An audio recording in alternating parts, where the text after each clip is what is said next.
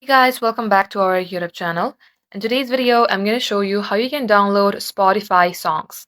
So first thing first, in order to do so, make sure that you have installed Spotify app.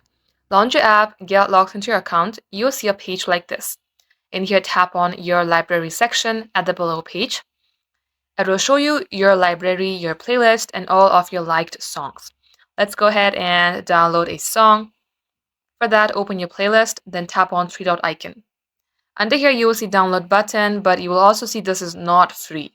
If you would like to download offline, you have to have a premium of Spotify. If you don't want to spend your money on Spotify Premium, you may also go ahead and give it a free try. For that, tap on Premium here. And you can see that it says listen without limits. You can try for 1 month of a premium individual for $0.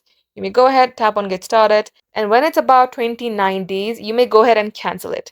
At that time period, you can also download any song that you would like, and this download button will be visible to you and you can download it. So thank you all for watching, guys. We will catch you up in our next upload.